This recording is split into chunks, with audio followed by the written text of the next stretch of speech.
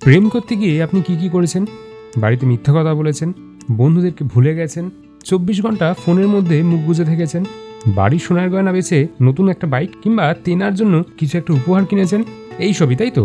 কিন্তু কখনো শুনেছেন দমকল কর্মীদের সাথে একটু ফ্লার্ট করার জন্য একজন একটা নয় পরপর 2টো কৃষি জমিতে আগুন ধরিয়ে দিয়েছে? অবিশ্বাস্য হলেও এটাই সত্যি।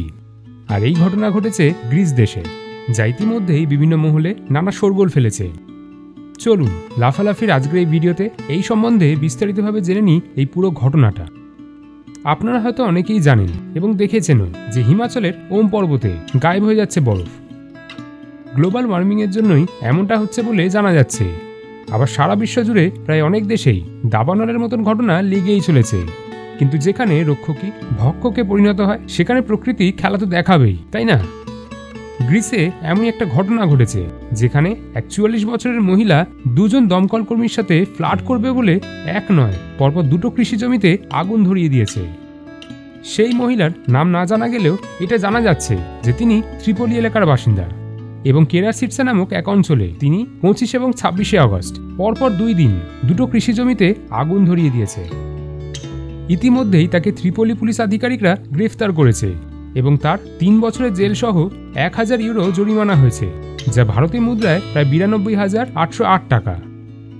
এই ভিডিও সোশ্যাল মিডিয়াতে আসা মাত্রই নেটিজেনরা তাদের রাগ এবং বিরক্তি প্রকাশ করেছে এবং বারংবার বলছে যে যেখানে গ্লোবাল ওয়ার্মিংয়ের জেরে সারা বিশ্ব জুড়ে তাপমাত্রা বেড়ে যাওয়া, ঘন ঘন ঘূর্ণিঝড় এবং নানা প্রাকৃতিক দুর্যোগ যেমন ভূমিকম্প, সুনামি হচ্ছে, সেখানে মানুষ যদি সজাগ না হয় তাহলে তো খুবই মুশকিল। পুলিশের যারা এটা জানা যাচ্ছে যে ওই মহিলা নাকি এই গোটা ঘটনাটা উপভোগ করেছে, কারণ তার এই কাণ্ডের জন্যই তিনি ওই দমকল কর্মীদের সাথে ফ্লার্ট করার সুযোগ পেয়েছেন। সৌভাগ্যবশত মহিলাটি যে অগ্নিকাণ্ড শুরু করেছিল তা শুধুমাত্র জমির ছোট প্লটগুলিকে ক্ষতিগ্রস্ত করেছিল এবং দমকল কর্মীরা সেই আগুন দ্রুত নিয়ন্ত্রণ করতে সক্ষম হয়েছিল এবং কোনো হতাহত বা কারুর আঘাতের খবর পাওয়া যায়নি। সত্যি এগুলো ভাবলে অবাক লাগে যে মনুষ্যত্ব আজ কোথায় চলে গেছে। মানুষের কবে বোধগম্য হবে, কবে বুঝবে যে প্রকৃতিকে আমরা যত অবহেলা করব তার দ্বিগুণ ক্ষতি আমাদেরই হবে?